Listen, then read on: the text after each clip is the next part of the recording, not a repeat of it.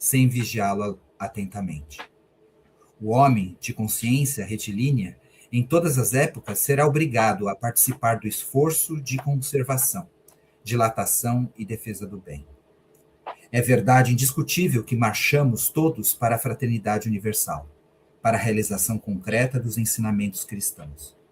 Todavia, enquanto não atingirmos a época em que o Evangelho se materializará na Terra, não será justo entregar ao mal, à desordem ou à perturbação a parte de serviço que nos compete. Para defender-se de intempéries, de rigores climáticos, o homem edificou o lar e vestiu-se convenientemente. Semelhante lei de preservação vigora em toda a esfera de trabalho no mundo. As coletividades exigem instituições que lhes garantam o bem-estar e o trabalho digno, sem aflições de cativeiro. As noções requerem casas de princípios nobilitantes, em que se refugiem contra as tormentas da ignorância ou da agressividade, do desespero ou da decadência. E no serviço de construção cristã do mundo futuro, é indispensável vigiar o campo que nos compete. O apostolado é de Jesus. A obra pertence-lhe. Ele virá, no momento oportuno, a todos os departamentos de serviço, orientando as particularidades do ministério de purificação e sublimação da vida. Contudo, ninguém se esqueça de que o Senhor não prescinde da colaboração dos sentinelas. Pedimos nesse momento a presença dos nossos amigos espirituais nesse momento, elevando os nossos pensamentos ao alto e pedindo para que sejamos inspirados nesse momento de serviço a Jesus. Que assim seja.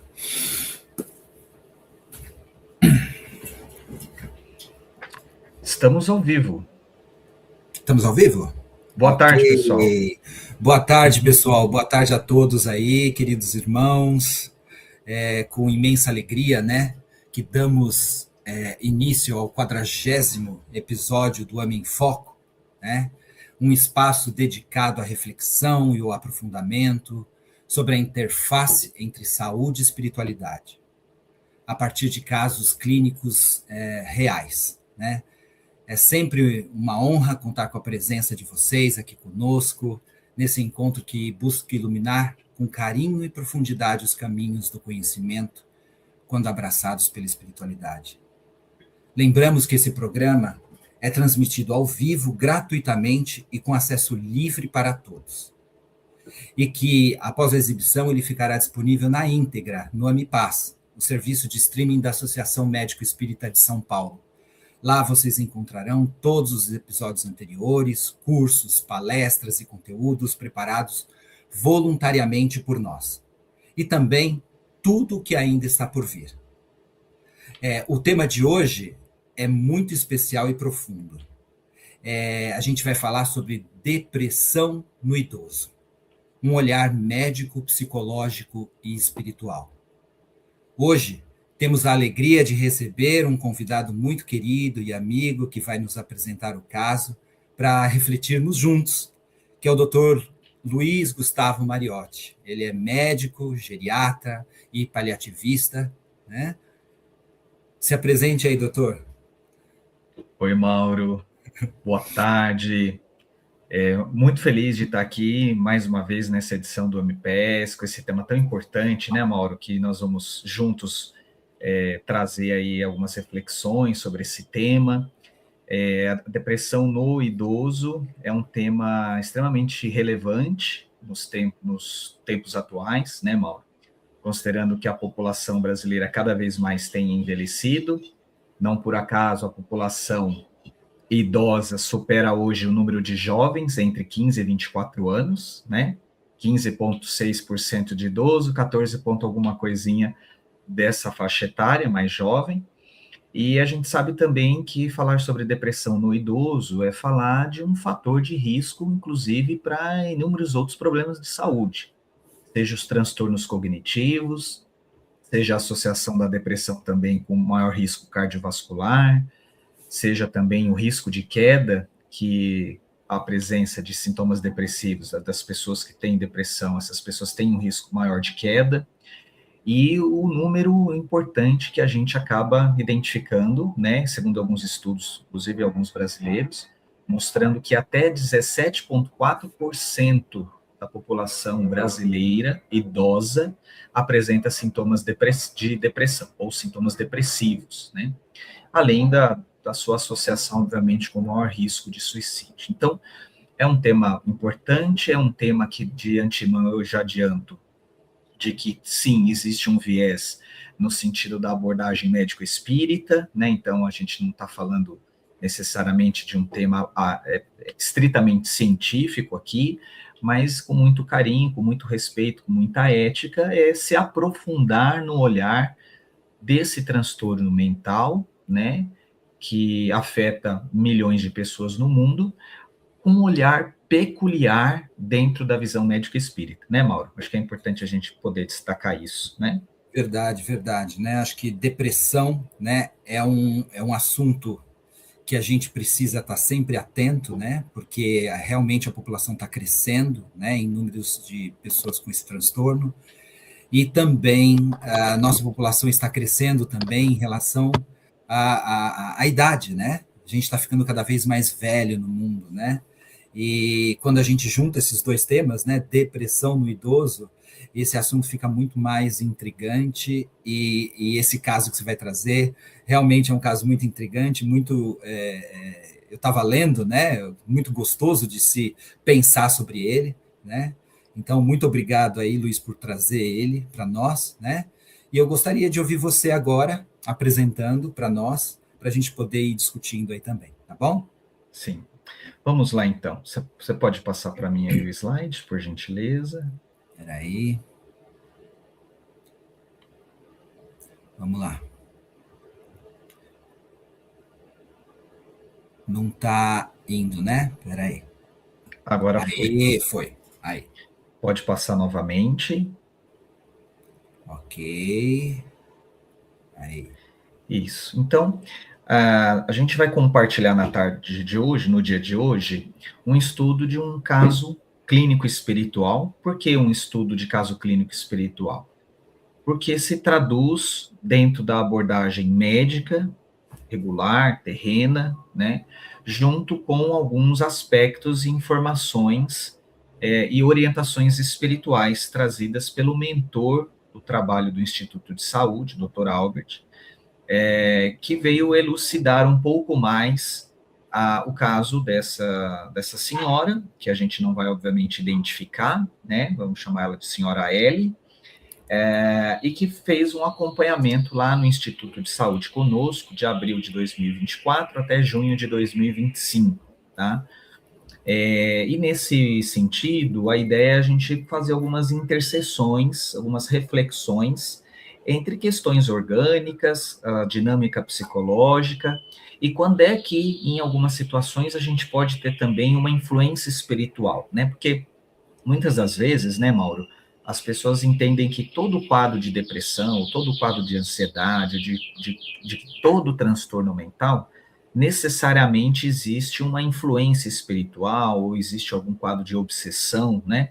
E a gente sempre precisa tomar bastante cuidado, né? Porque, na verdade, todos nós somos médiums, né? E como a gente aprende lá com Kardec, todos nós somos influenciáveis a todo tempo, não é?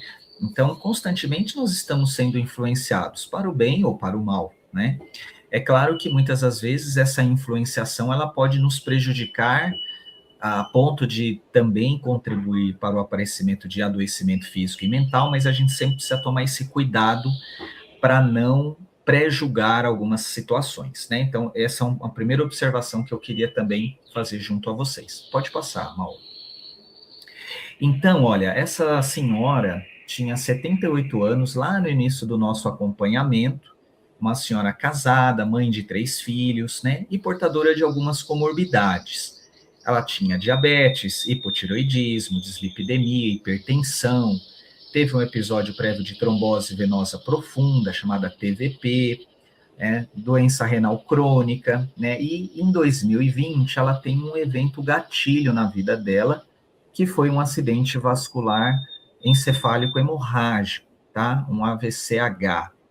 E esse foi um marco divisório do ponto de vista biológico, onde a partir de então ela começa a ter uma acentuação, ou a partir daí ela passa a apresentar um quadro de fragilidade.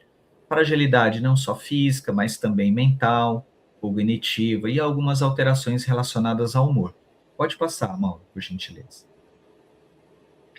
Então, até então, essa senhora que inclusive frequentava uma determinada casa espírita por muito tempo, onde fazia, né, os seus trabalhos no campo da mediunidade, muito ativa, trabalhou por muitos anos, né? Obviamente tinha uma capacidade funcional boa, né, realizava suas atividades em casa e fora de casa de maneira habitual, de forma independente, isso até por volta de 2020, né? Após esse evento, o médico que a acompanhava, o relato dos próprios familiares, é como se tivesse havido uma fragmentação na vida dela, né? A partir do momento em que ela passa a apresentar uma apatia muito profunda, uma anedonia, uma tristeza e outros sintomas depressivos associados, né? Além disso, ela também passou a ter alguns sintomas psicóticos, algumas alterações comportamentais que chamava muito a atenção, e é onde deixava a família, né, e o próprio profissional de saúde um pouco em dúvida, né? Será que isso se referia a alguma manifestação mediúnica, ou isso se associava, obviamente, à questão orgânica, né, ao comprometimento cerebral? Essa é uma indagação muito plausível, muito compreensiva, né? Mesmo para o profissional de saúde que não tenha nenhuma religião, que não seja espírita, mas considerando muitas das vezes ele está atendendo, né, uma pessoa de uma determinada religião, e no caso dela, que era espírita, que fazia o trabalho de desenvolvimento mediúnico, etc., é uma indagação que pode ser que qualquer profissional poderia levantar essa possibilidade, ter essa dúvida, né? E aí, muitas das vezes, né, dentro dessa manifestação, dessa expressão do comportamento, de sua fala, né, havia falas, por exemplo, onde, por exemplo, ela relatava, ou a entidade que a incorporava dizia, olha, ela é minha, quem são vocês? Quem vocês pensam que são para estar atrapalhando aqui, né, essa situação? Quer dizer, era um caso muito especial, né? E claro que a gente passa a atendê-la, né, e de acordo com as nossas observações lá no Instituto de Saúde, com as orientações espirituais, havia, a partir de então, junto a essa senhora, um choque muito grande, né, entre aquilo que ela era, né, anteriormente, né, então, psiquicamente, nos seus valores, nos seus desejos, o fato dela ter tido, após o AVC, ter o aparecimento, né, ou ter aparecido limitações físicas, isso gerava intimamente nela uma frustração muito grande que, de alguma forma, fragilizava ela muito do ponto de vista cognitivo, emocional e também, por que não dizer, espiritual, tá? Pode passar.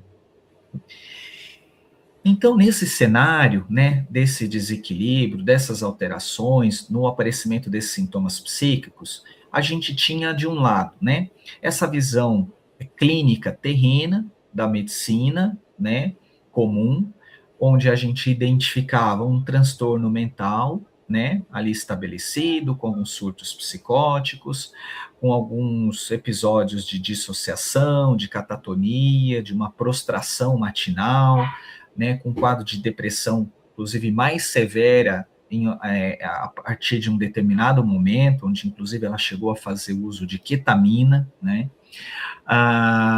e quando ela passa a integrar-se e a frequentar o Instituto de Saúde, a gente consegue compreender que apenas não era a dimensão física ou orgânica que justificava tudo isso.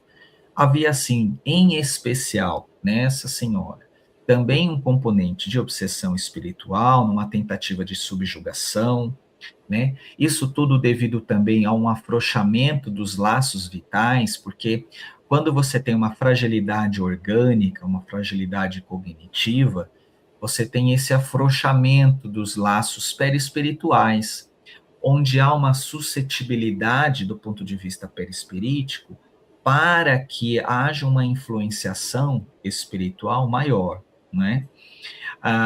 E havia intimamente um desejo dela, né, mesmo que de forma inconsciente, mas de uma fuga da vida, de uma revolta contra as limitações impostas pelo acidente vascular cerebral que ela tinha tido há um tempo atrás.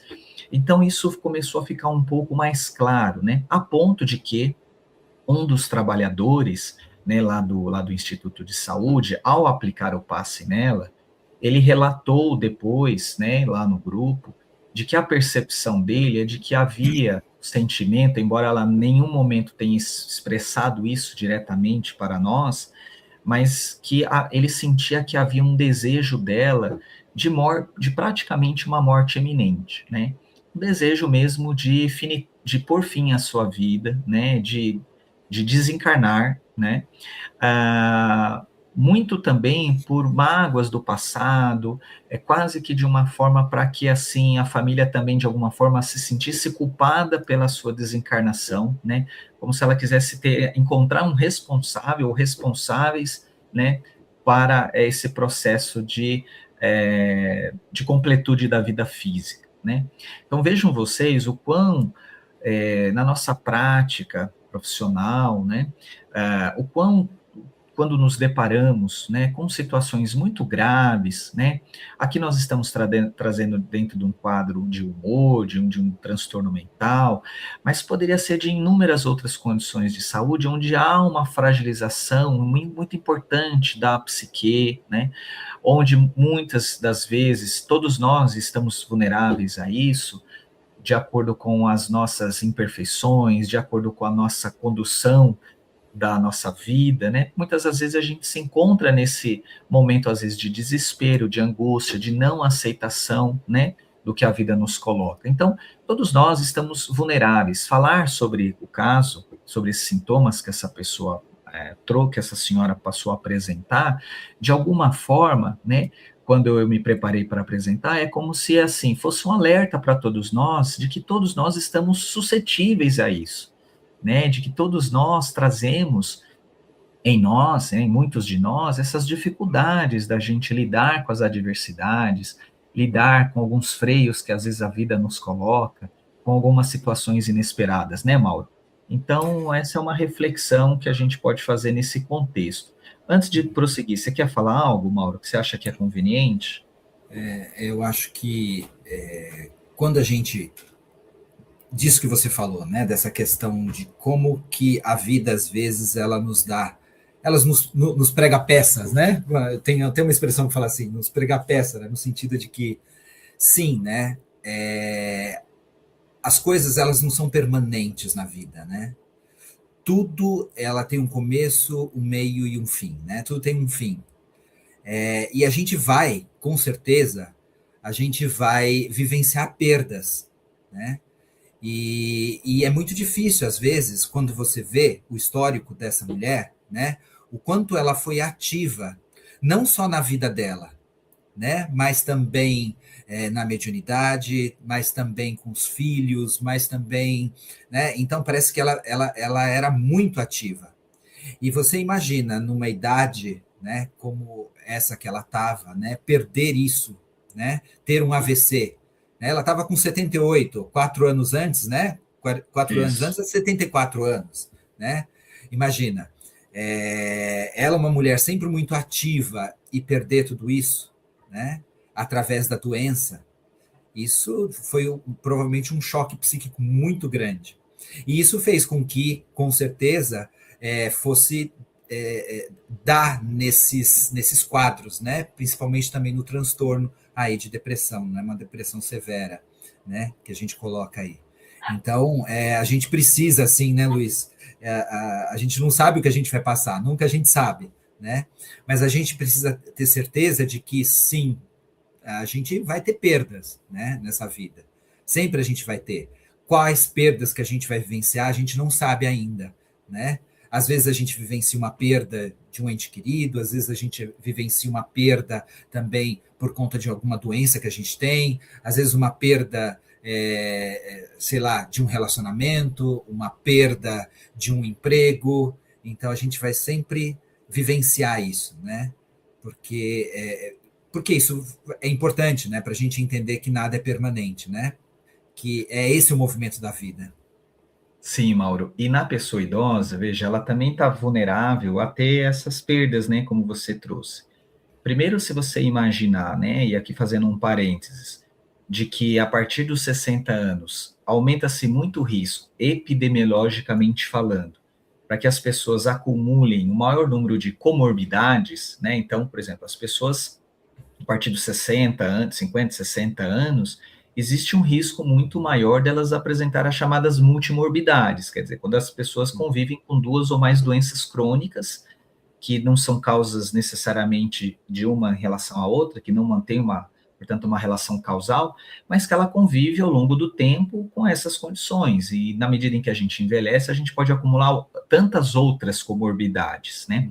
Então, esse é um fator, né, que muitas das vezes leva a uma alteração da capacidade funcional, onde geralmente a pessoa, por exemplo, deixa também de ter a convivência, às vezes, dos filhos mais próximo, né, porque eles viajam, saem de casa, vão morar em outra cidade, outro estado, às vezes essa pessoa idosa perde o seu cônjuge, né, seja o marido, a esposa, o companheiro, a companheira, né, você tem às vezes também as questões relacionadas à parte financeira, com a aposentadoria, né, ou a pessoa deixa de exercer aquela ocupação que ela vinha tendo ao longo de toda uma vida e de repente com a aposentadoria ela não consegue enxergar, talvez num primeiro momento, né, a sua capacidade de se engajar em outras atividades, em fazer outras tarefas que também se sinta útil, onde ela também consiga ter uma melhora na sua questão financeira, né, você tem, às vezes, a perda de irmãos, de irmãs, né, a desencarnação de irmãos, de irmãs, de outros entes familiares, às vezes dos próprios filhos,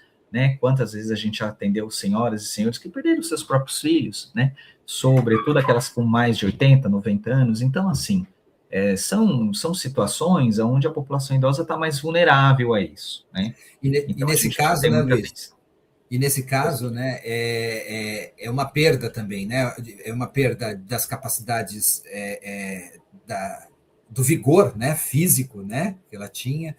E eu acho que também a gente pode colocar aí, né? Parece que o marido dela trabalhava também, né? E ele saía para trabalhar e também ela ficava muito tempo sozinha também. Eu acho que isso também é interessante colocar. Os filhos não estão presentes, como você bem colocou, né? Então, assim, é uma perda de vitalidade, perda das funções também que ela realizava no centro. Né? A gente sabe a quantidade de pessoas idosas que também colocam o centro como uma atividade, né?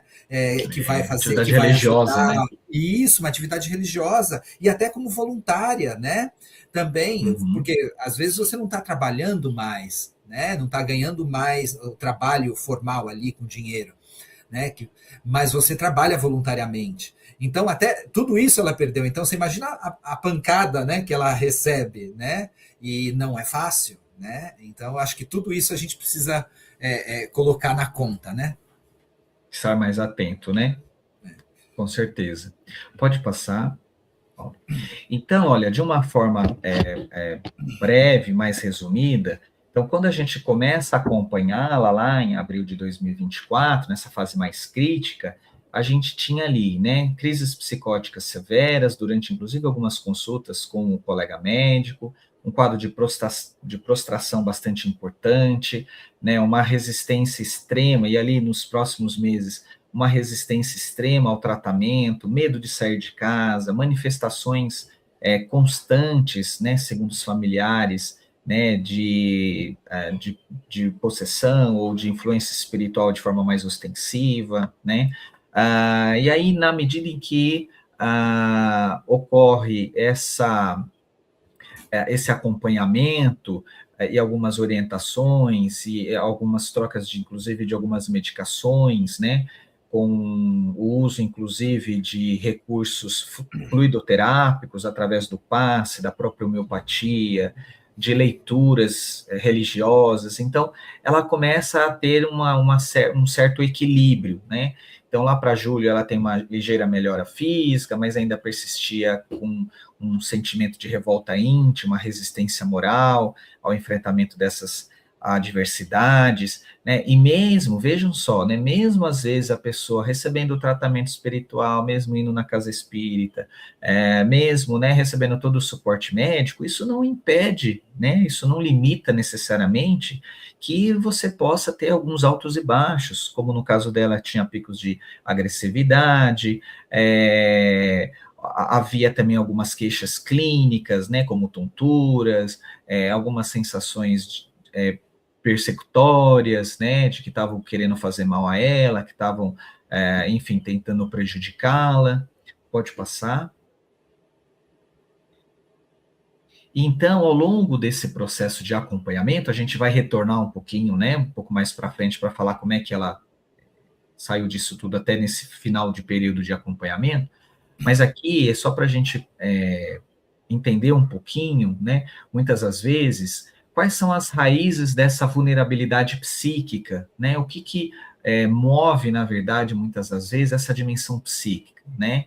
Então, no caso dela, em especial, né, essa vontade de não estar encarnada, ela estava muito relacionada, no caso específico dessa senhora, a uma sensação de abandono, né. Havia ali, de sua parte, muitas mágoas, sentimentos de desamparo em relação aos filhos, né? E aqui veja, a gente precisa tomar bastante cuidado, porque muitas das vezes isso não significa que os filhos não davam o suporte necessário, né? Mas às vezes a gente precisa entender um pouco melhor como é que a pessoa interpreta, às vezes, o tempo, a maneira, né? Como geralmente os familiares passam a manter um contato com seus pais, com os seus entes queridos, né? Então, às vezes, não necessariamente isso significa que os filhos estão deixando de estar junto, estão deixando de cuidar, há um distanciamento. Não necessariamente, a gente precisa tomar bastante cuidado com isso, né?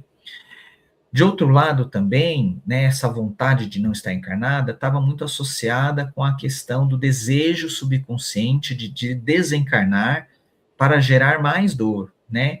E depositar uma suposta culpa, né, nos que ficam, né? É quase uma vingança silenciosa, né? A gente poderia dizer, né?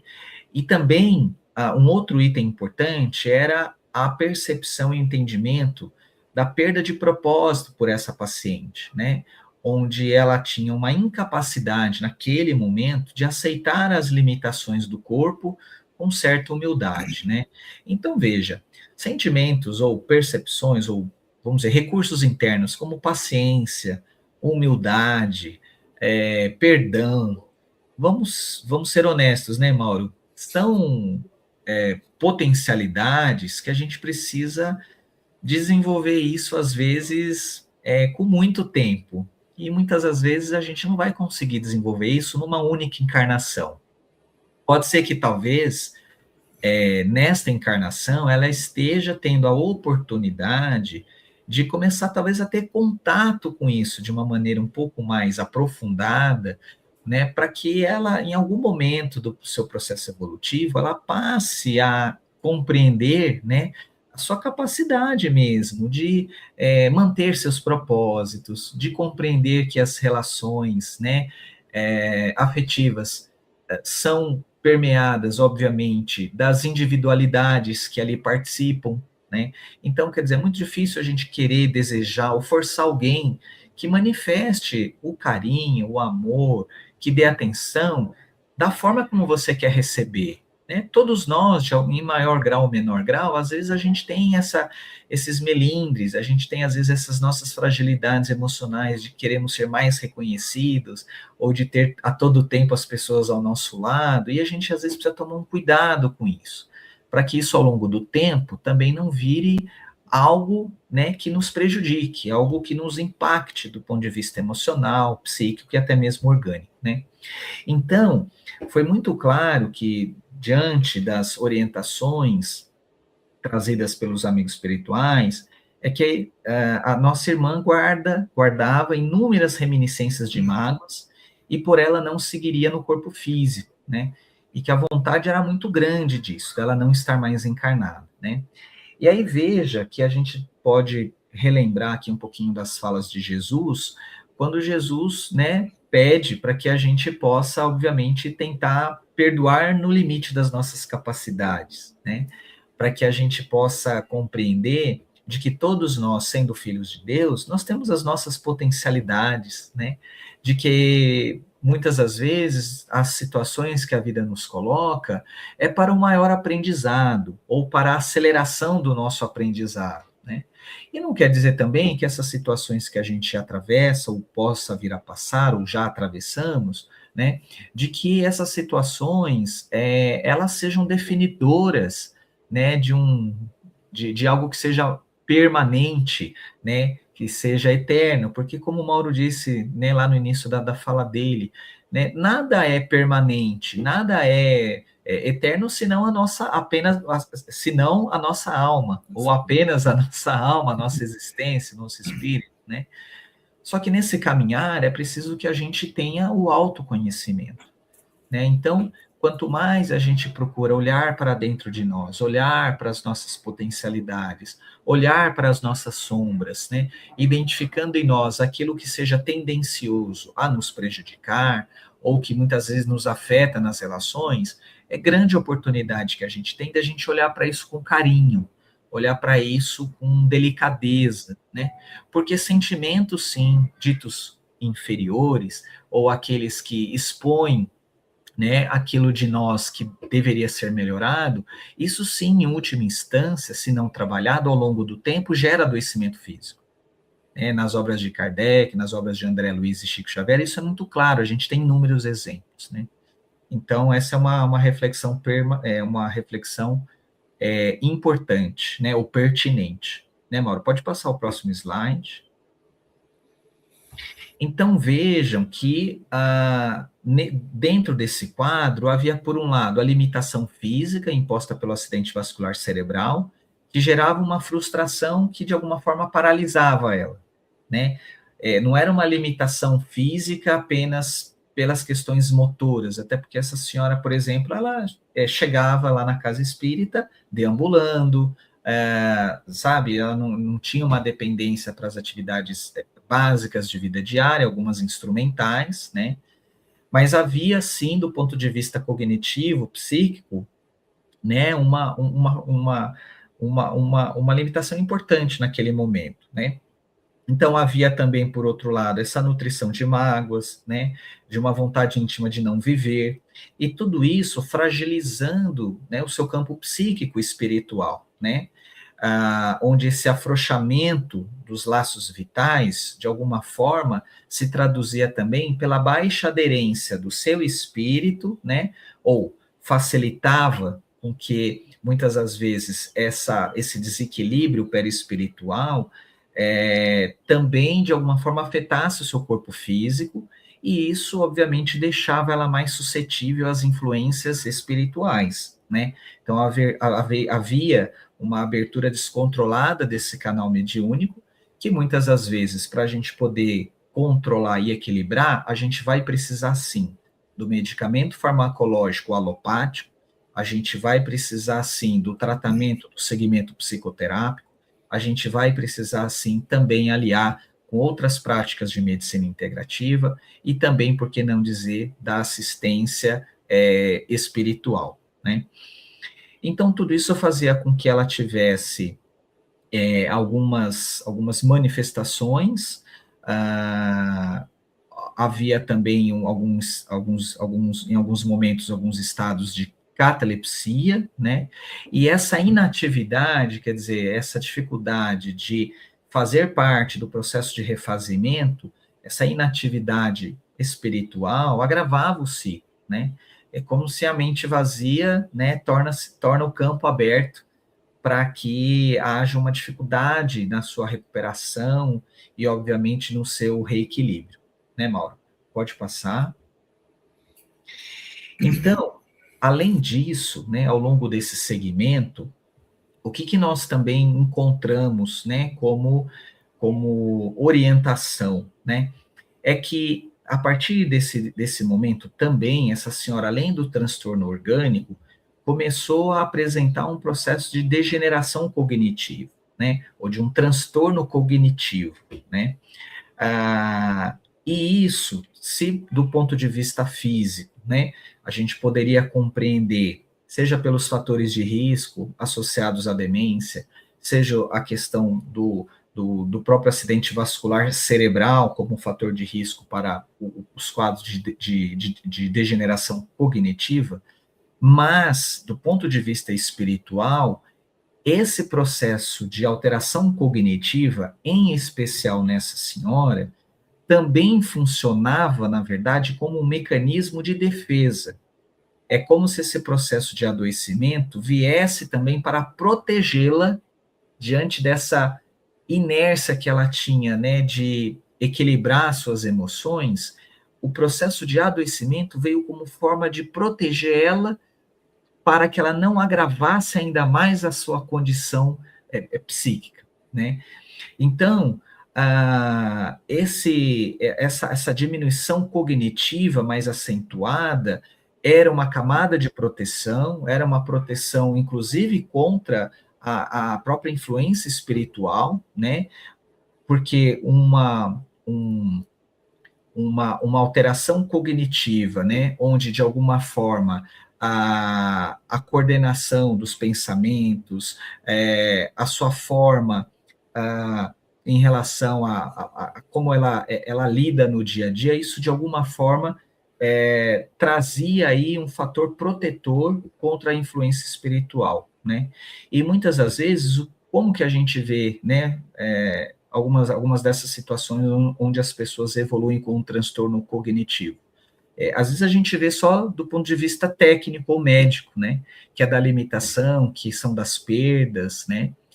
Mas, quando a gente dilata a nossa capacidade de compreender os porquês do ponto de vista espiritual, talvez isso seja, para alguns de nós, algo que a gente possa compreender melhor e que consola a gente da gente entender o porquê desses processos, né? De que se por um lado a gente acredita que isso traga muito sofrimento, mas ao olhar, né, para o fenômeno evolutivo espiritual, a gente vai compreender essas alterações, muitas vezes orgânicas, psíquicas e cognitivas, como algo temporário e que auxilia o ser no seu processo de evolução. E aí alguém poderia me perguntar, mas Luiz, então quer dizer que todo o fenômeno de transtorno cognitivo maior, de que toda demência se traduz como um processo de proteção contra a influência espiritual? Não, não é todo. Nós estamos trazendo aqui um caso, uma situação, né? Por isso que a gente traz os casos, né, Mauro? Justamente para a gente entender que cada situação, cada apresentação clínica, cada paciente que muitas vezes a gente acompanha no Instituto de Saúde, vai ter, obviamente, a sua peculiaridade, né? A gente precisa entender que cada um é cada um, né? Você quer falar algo, Mauro? Eu acho que é interessante, né, a gente olhar para isso também, né? Quando a gente se depara com um quadro assim, né, em que a pessoa era muito ativa, né, e aí ela é obrigada, através da doença, a ficar mais reclusa, né, no sentido, porque a doença faz isso, né? O AVC, ela deixou ela menos ativa.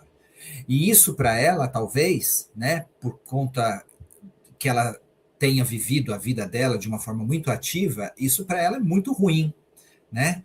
E muitas pessoas, por exemplo, tem pessoas que aceitam isso de uma forma muito tranquila, né? De uma forma muito resiliente, e tem pessoas que lutam, né, para ter novamente aquilo, porque não é fácil, gente, né? Não é fácil. Quando a gente vai envelhecendo e a gente vai perdendo as nossas capacidades mais vitais e o nosso corpo vai se debilitando um pouco, ou quando a gente se aposenta, né? Não é fácil. Agora, você imagina quando você perde essas capacidades de uma hora para outra, né?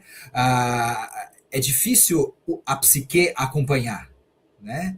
E quando isso acontece, né? Uma das defesas que pode, né, que o paciente pode ter é essa defesa, né? Ah, não quero brincar mais, né? Então como ela estava falando, né? Ela estava dizendo assim, olha, não quero brincar mais, né? Não quero brincar mais. Desse jeito não quero, desse jeito eu não gosto, desse jeito eu não sei, né?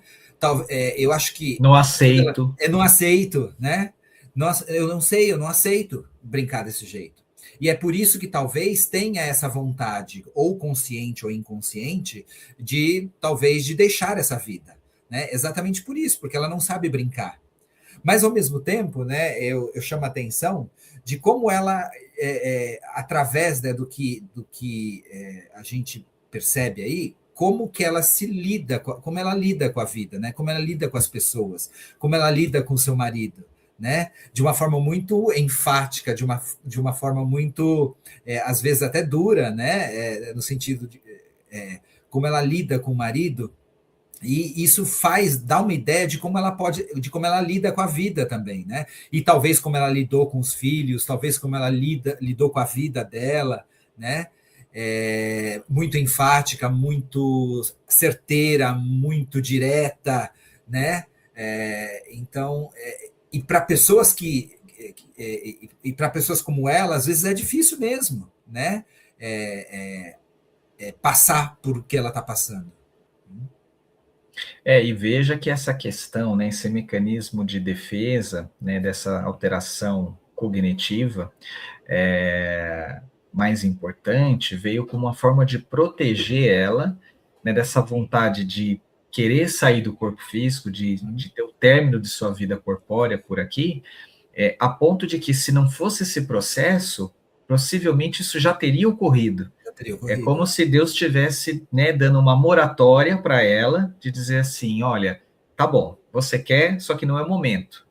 Né? Então, assim, como não é o momento, espera aí que eu vou te ajudar. Né? Então, assim, vem uma outra limitação para que ela possa cumprir aquilo que é da jornada dela, para ela poder sair da vida terrena um pouco melhor do que quando ela entrou, ou de acordo com aquilo que ela tinha programado para ela mesma antes da própria reencarnação, né? Porque às vezes a gente não para pensar, né, Mauro, que a gente tem uma programação reencarnatória. E muitas vezes a gente não para pensar de tempos em tempos, o que eu preciso fazer na minha vida, quais são os pontos que eu preciso desenvolver em mim, quais são os setores da minha vida que precisam ser desenvolvidos para o meu progresso espiritual, para a minha evolução espiritual. Né? O que nos faz pensar, né, Luiz, assim, se ela ela passando por o que ela está passando, né, talvez seja uma forma, como a gente vai ver no desenrolar da apresentação, eu imagino, né, talvez seja uma forma dela aprender aquilo que ela não conseguiu ainda ter aprendido. Ela foi muito dedicada, né, tanto como esposa, tanto como mãe, né, tanto como médium, né, ela foi muito dedicada, né. Talvez ela não tenha aprendido ainda o que precisava, né, ou faltava um pouquinho ainda para ela aprender aquilo que ela precisava aprender, né? E daí veio essa situação para que ela pudesse parar, né, refletir sobre o que está acontecendo, por que eu estou nessa situação aqui agora, né? E que às vezes a gente não para, porque enquanto a gente está lutando, né, a gente luta para estar, para voltar ao estado anterior, né? Porque uma das você vai falar aqui, Luiz, que eu estou viajando um pouco, mas eu acho que um dos porquês da manifestação, né, dessa possessão, dessa manifestação, é exatamente tentar voltar ao estado anterior. O estado saudável dela era o quê? Era servir, né? Era servir com a mediunidade, né? Então, o que ela estava fazendo, né, com a mediunidade, mesmo doente, né? Essa possessão também, essas manifestações mediúnicas, né, ali, talvez fossem também uma forma da psique dela, né, continuar com aquilo que ela estava fazendo, como se fosse uma forma de, olha, isso eu sei fazer, né? E aí eu vou lançar alguma... Não, Pode e falar. detalhe, poderia ser até um processo anímico espiritual, né? Sim, sim, exatamente. Né? Né? Até porque toda manifestação, de alguma forma, né, na grande maioria das vezes, traz também o seu componente individual anímico, né? A gente precisa, às vezes, lembrar, né, as pessoas um pouco sobre isso, né? Então, é uma situação muito delicada, né? E às vezes a O que gente não que, vai conseguir diferenciar isso, né? e o que que os espíritos falavam, né? Eu acho, não sei se tem aí. Eles falavam: eu tô no domínio, eu tô no controle, eu controlo, né? Então é interessante esse tipo de manifestação também, né? Porque pode ser também uma manifestação do inconsciente dela, dizendo: ó, eu preciso estar no controle. Como eu controlei a minha família, como de alguma forma eu controlo meu marido, como eu controlo a situação através da doença, né?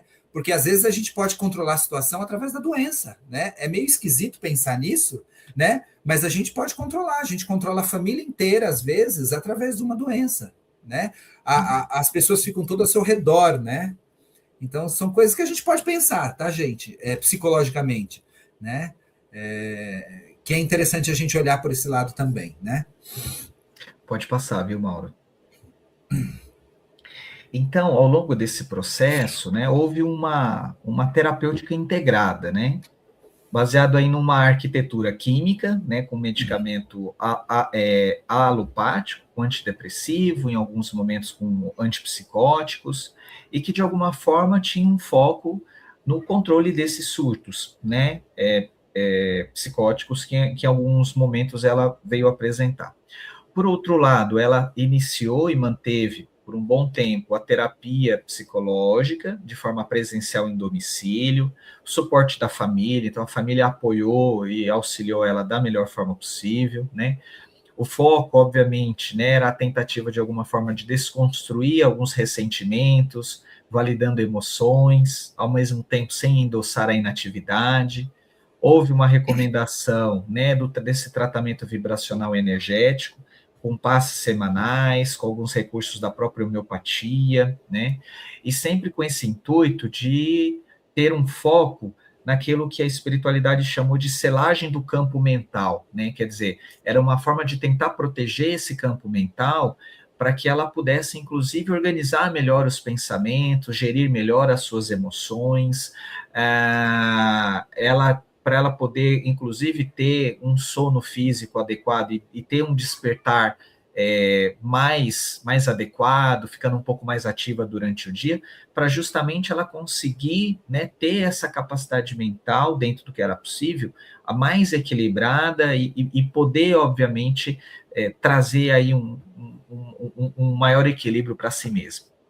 E do outro lado, né, essa necessidade, né, da compreensão moral, né, da, do entendimento de valores, né, através da própria leitura do Evangelho no lar, das pequenas tarefas diárias, né, desse imperativo de sair um pouquinho da passividade e ancorar, né, a sua rotina, a sua mente, obviamente, em coisas em que ela poderia continuar sendo útil ou realizando algumas tarefas da melhor forma possível. Pode passar?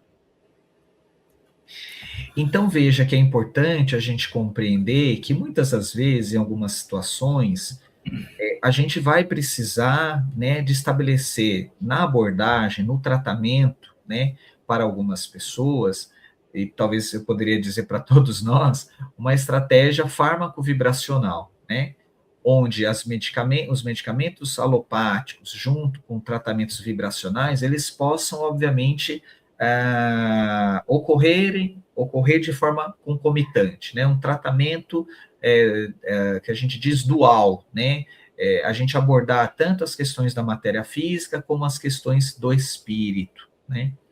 Então, muitas das vezes, a gente vai ter por objetivo, de alguma forma, transferir a paciente de um estado de inconsciência medicamentosa para um estado onde ela consiga absorver algumas reflexões morais durante o desdobramento, inclusive do sono físico, né?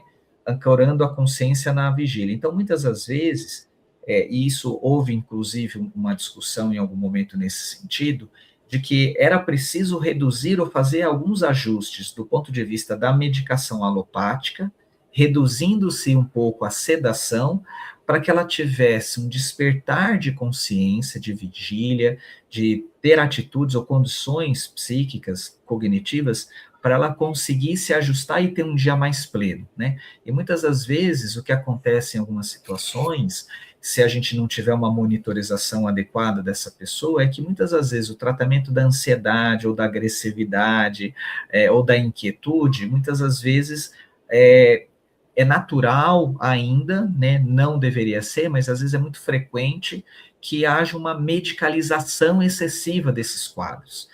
E às vezes a gente precisa trabalhar com outros recursos para que justamente a gente possa até, inclusive, utilizar menos medicamentos, né? Pode passar, Mauro?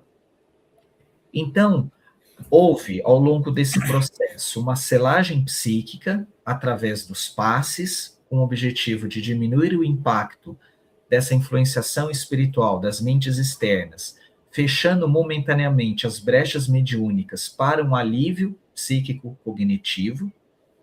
Por outro lado, a atuação das equipes espirituais durante o sono, né, trazendo para ela, e aí a gente, é um capítulo à parte que pode ser tema até de um outro encontro, né, Mauro, para a gente falar sobre a importância do sono, como é que isso ocorre, né, às vezes a gente acha que está dormindo, que está descansando. Do ponto de vista físico, é verdade.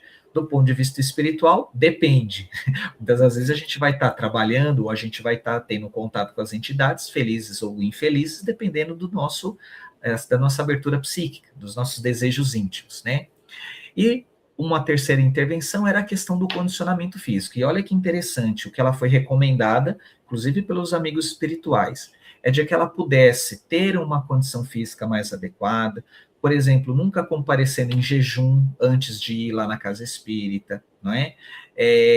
De que ela pudesse, obviamente, estar cuidando do seu corpo físico, porque, inclusive, do ponto de vista orgânico, quando você tem uma baixa vitalidade, isso, de alguma forma, estava facilitando, no caso dessa senhora, para que esses processos de influenciação ou até mesmo de catalepsia pudessem ocorrer, né? Pode passar. Então, também é importante que, diante dessas situações, e do caso dessa senhora, a gente também teve um olhar para o cuidador, porque, como você mesmo disse, Mauro, nunca uma pessoa adoece sozinha, né? O seu ecossistema, né, as pessoas que estão ao redor, também geralmente adoecem de alguma forma. Então, era um desafio muito grande, foi sinalizado para o esposo, que absorvia, naquele momento, intensa carga emocional, a ponto de sentir-se desamparado, né? Era exigido dele muita dedicação. E muitas das vezes, essa dedicação total, essa abnegação de si mesmo, essa dificuldade de cuidar-se de si mesmo, muitas das vezes acaba prejudicando a todos. Porque um cuidador que não se cuida também não cuida adequadamente daquele que precisa ser cuidado. E às vezes a gente, né, acaba meio que permanecendo num quadro de simbiose ali, e a gente não sabe muitas vezes por quê, né? Porque a gente está envolvido numa situação de grande sofrimento, mas a gente não se coloca um pouco de fora desse sofrimento, né? E às vezes o cuidador, ele precisa também compreender isso. Então, a recomendação naquele momento para o marido foi de não abandonar o cuidado, mas expandir o horizonte, né? E inclusive é uma fala do amigo espiritual de que dizia: a existência do cuidador não se resume unicamente à enfermidade da esposa, a ter que cuidar exclusivamente, mas cuidar de si mesmo é um pré-requisito terapêutico, né? Pode passar. Então, tentando finalizar, né, a nossa discussão, é que a partir do momento em que houve essa aderência, onde houve o acompanhamento médico regular, a instituição da terapia vibracional, a fluidoterapia, ela passa por um processo de estabilização e até remissão de alguns sintomas psíquicos, né? Por redução drástica dos surtos do ponto de vista de influenciação mediúnica, remissão de algumas questões relacionadas a alterações de comportamento, como agressividade, uma melhoria de sensação de bem-estar físico, de desempenho de algumas tarefas do dia a dia, até que lá para junho de 2025, ausência de manifestações mediúnicas, Foram realizados ajustes finos na homeopatia, reduzindo também esse estado de torpor ou de letargia, ou de pouca disposição energética para a realização das atividades.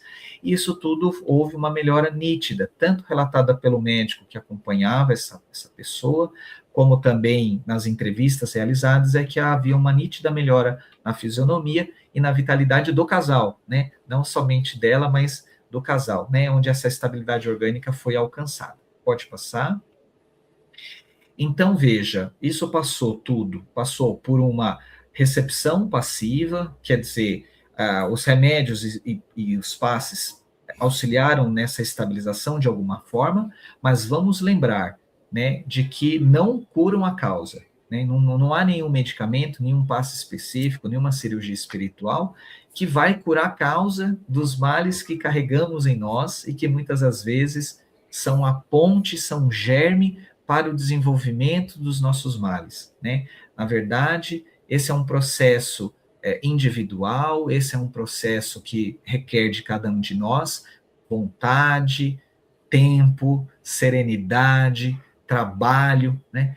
Por isso que nós somos sempre chamados, né, na mensagem de Jesus, para que a gente tenha um engajamento ativo na vida, que a gente tenha propósito, que a gente entenda que além das nossas tarefas, quer dizer, na realização das tarefas do dia a dia, nas tarefas dentro e fora de casa, a gente possa ter um comprometimento verdadeiro, né? Que a gente possa compreender que onde nós estamos, independentemente da cidade, do local, com quem moramos, quem está mais distante, com a ocupação, independentemente disso tudo, é que o nosso compromisso maior é de nós conosco mesmo, né?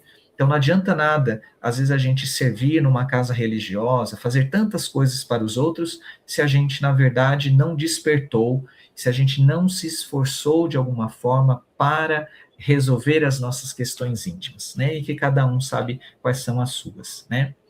Pode passar. Então, para a gente sintetizar um pouquinho do caso, Mauri, antes de passar a palavra, é importante que a gente diga, né, que não há um ser que tenha renascido, né, neste planeta, nesses tempos, que tenha renascido para o ostracismo e para a inércia. A gente precisa compreender o corpo como instrumento para ser facilitador do espírito para o seu desenvolvimento. Então, é importante que a gente cuide do corpo e da alma, né? É importante que a gente entenda o limite dos tratamentos médicos, de todas as intervenções que são importantes, que são necessárias para o nosso equilíbrio orgânico, psíquico, né? Mas a gente precisa entender que a semente de cura exige de cada um de nós um esforço consciente da vontade, né? E de que enquanto houver um ponto de lucidez, independente das limitações físicas e cognitivas, nunca há justificativa para um recuo absoluto, né?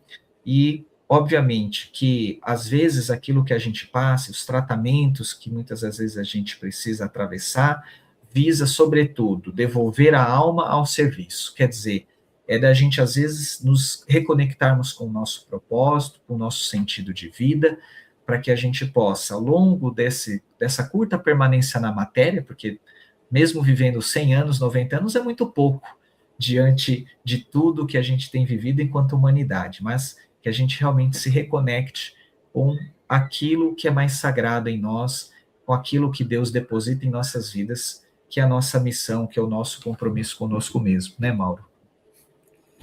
Esse caso é muito legal, né, para a gente falar como que um casal, né, eles evoluem juntos, né?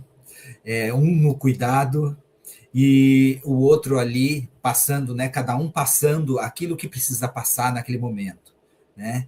E como que é importante a gente falar disso, porque a gente também está falando dela, né? Porque a gente também está falando do cuidador, porque o cuidador teve um processo muito muito bonito nesse caso também, né? Ele também teve um despertar, né? Porque acho que tem uma passagem, né, Luiz, que o Dr. Albert fala assim, né, que é importante, né, quando você diz, né, que é importante ele abrir a mente dele para as possibilidades. A gente não veio para cá só para cuidar dos nossos, né? A gente veio para cá para cuidar da gente também, né? E também para cuidar do outro, o outro, ou seja, aquele outro fora do nosso círculo, né, de contato. Então, isso é tão importante a gente notar isso, né? E tem, eu acho que, umas perguntas que o Dr. Albert fez, né, que eu acho que são norteadoras também para a nossa vida, né? O que você tem feito, né, hoje em dia, né? Como tem dedicado a sua energia? Como tem dedicado o seu tempo? Eu acho que são perguntas que a gente também precisa se fazer de vez em quando, né? Para nortear também a nossa vida. O que eu tenho feito da minha energia? Como que eu tenho gasto ela? Né? Como eu tenho dedicado o meu tempo? Né? Que são perguntas que a gente precisa fazer às vezes para a gente, né? Para, às vezes, reorganizar a nossa rota, né? Refazer a nossa rota. Né? Então, acho que é um caso, eu gostei muito desse caso, né? Porque é um caso muito bom para a gente ver também o quanto que o cuidador também evolui junto com a pessoa que é cuidada. Né? Então, Perfeito. não sei se você quer falar mais alguma coisa, Luiz, sobre o Não, eu queria caso. agradecer, tem alguns comentários aqui, na verdade, né? O D'Alessandro Santana, que ele colocou aqui boa tarde a todos. O psicobiomédico, não sei o nome dele, mas está aqui também. Ronaldo. O Ronaldo, eu li fiquei na dúvida se era o Ronaldo, então é o Ronaldo. Ronaldo, um abraço para você, nosso companheiro lá do Instituto de Saúde, e a Márcia Leão também, que está conosco e que desejou boa tarde. Eu não sei se tem mais alguma outra pergunta que apareceu aí para você, Mauro. Não, nenhuma. Acho que não, né? Mas é um caso lindo, né? É um caso muito bonito. E eu acho que mostra também o quanto ela aproveitou, né, esses momentos que ela tem, né, nessa encarnação, está aproveitando os momentos que ela tem nessa encarnação, está aí, né, e aproveitou esse tratamento. E para a gente ver, né, olha, um ano e meio quase, né, Luiz, de tratamento, né, para a gente ver que às Foi vezes longo, esses né? tratamentos, né, eles não são tratamentos curtos, né? São tratamentos, sim, porque são tratamentos de aprendizagem, né? De mudança interna. Não é só arrancar um obsessor, né? Como as pessoas falam, tira o obsessor, né? Não é assim, né? Nesse caso é um aprendizado, um reaprendizado, né? Um aprender, né? Também o se dedicar para fora, né? Não se dedicar só dentro do ciclo, mas também ir para fora, que é uma das recomendações do Dr. Albert também, né? Pegar isso que você aprendeu e transmitir como agradecimento, né? Agradecimento ao alto, agradecimento à vida, né? E dividir com os outros, né? Eu acho que é importante a gente olhar para isso também, né? Com certeza, Mauro. Luiz. Acho que nós estamos com o nosso tempo encerrado, né? Isso. E queria agradecer, na verdade, viu, Mauro, pela oportunidade de estar aqui contigo, de estar aqui no programa novamente. A gente espera ter, de alguma forma, trazido algumas reflexões, alguns pormenores, né? Para que, de alguma forma, diante do caso relatado e dos comentários, Mauro, que nós fizemos, que, de alguma forma, haja aí algumas reflexões preventivas da parte de cada um de nós, e que a gente tenha a humildade, por que não assim dizer, suficiente dentro da nossa capacidade, para a gente identificar em nós, né, o que nós podemos fazer e transmutar em nós, para que a gente possa se aperfeiçoar a cada dia, e que não necessariamente, às vezes, a gente precise atravessar momentos de adoecimento físico ou psíquico para a gente evoluir, de que nós todos temos a oportunidade diuturnamente de caminhar, né, de forma ao nosso bem-estar integral, e que sim, se também tivermos que atravessar alguns momentos de algumas dores, de algumas limitações, que a gente possa ter a certeza da confiança, da bondade, da misericórdia divina, para que a gente possa atravessar isso com muita serenidade. E só para terminar, hoje uma colega postou lá no Instagram um trechinho, eu vou só para a gente aqui finalizar, está lá, ela é católica, e aí ela colocou lá em Romanos de 3 a 5 esse trecho, né? E dizer assim, não somente isto, mas também nos gloriamos nas tribulações, sabendo que a tribulação produz a paciência, e a paciência, a experiência, e a experiência produz a esperança. E a esperança não traz confusão, porquanto o amor de Deus está derramado em nossos corações. Acho que é isso, a gente aprender a ter paciência, para ter experiência, para ter sabedoria, sabendo que ao lado disso tudo, Deus sempre está conosco, né, Mauro? Obrigado, Luiz, obrigado aí pela apresentação, pelo caso. Obrigado a vocês que assistiram a gente e que estão assistindo ainda. Obrigado pelo convite aí do Rafa, né? O Rafa não pôde estar aqui com vocês hoje, mas no próximo, acho que no dia 25, né, de julho, acho que é o próximo, né? No próximo dia 25 de julho ele estará aí com vocês. Muito obrigado. Lembrando a todos que esse conteúdo ficará disponível na íntegra no AmiPes, que é a forma que a AMI encontrou, né, de se manter ativa e expandindo as suas atividades, né?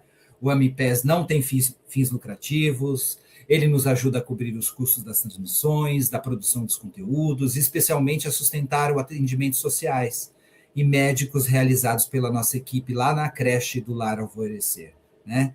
E graças a esse apoio que conseguimos manter vivo e pulsante esse trabalho de união entre a ciência e espiritualidade. Muito obrigado a todos e até o próximo. Um abraço. Tchau, tchau.